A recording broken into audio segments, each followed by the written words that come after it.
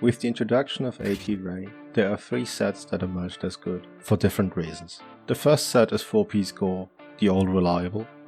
The second set is a mix of 3-piece ATRD Rey and 2-piece Sasch, and set number 3 is a mix of 3-piece ATRD Rey and 2-piece gore. Let's go over them in order. The key skills in this set are Agitator 5, Counter-Strike 3, Max Might 3, Burst 1, and of course Black Eclipse 2, the 4-piece gore set bonus. With assumed uptimes of 66% Agitator, 13 and 80% on Burst Stage 1 and 2 respectively, 67% Counter-Strike, 97% Max Might, and 70% on Black Eclipse. These uptimes were taken from this sheet, linked below.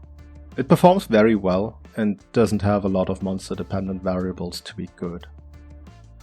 It is currently the king of consistency, and if consistency is what you're looking for, 4-piece gore will not let you down. The second set is the 3-piece 2-piece situation that aims for Latent Power 5. I've squabbled for a long time on how to get this information across. This set can potentially beat 4-piece gore, but only if certain things line up with it, specifically amp uptime and monster behavior. If you proc Latent Power via its timer condition and the monster just ups and leaves, it is instantly worse than gore. On the other hand, if you take a lot of chip damage very fast, or can eat big hits in a calculated fashion, Latent Power is very potent. The key downsides of this set is that in order to get the most out of it, you will need to use Sasch, Helm and Feet. This allows for 3 empty 1 slots, which can provide comfort skills such as stun resistance and speed eating. This variation has recovery speed, Sasch's pulse and evade extender too. Do not mistake them for being good. They are not.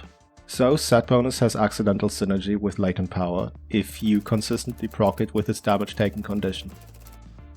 Evade extender can help with the Arch-Tempered Rey matchup, but is pretty mediocre if not straight up bad in most other situations. Switch Axe still lives and dies by your ability to position well, and focus mode only alleviates this in terms of aim, not in terms of survival. Evade extender is known to teach and amplify bad habits, so be mindful of that if you choose to use this specific set. The third contender is 2-piece gore 3-piece Rey. I personally don't believe in this set. For starters, it doesn't have much room to fit anything else. It doesn't even get to fit Agitator 5, which is really strong and desirable. It does, however, provide more monster independent affinity, which is still king. It just isn't as consistent as 4-piece gore is, nor as comfortable as full sending Latent Power is.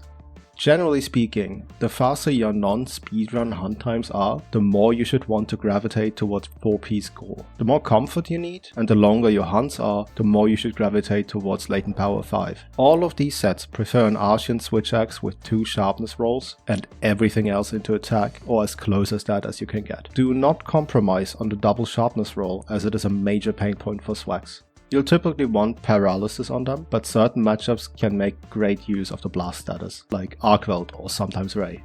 The craftable alternative is the Sasch swags. Aim for Power Prolonger 3 as the highest priority and as much critical boost as you can fit. On some matchups, like Gore or Rey, you can sacrifice some crit boost in order to fit Mind's Eye 3 instead.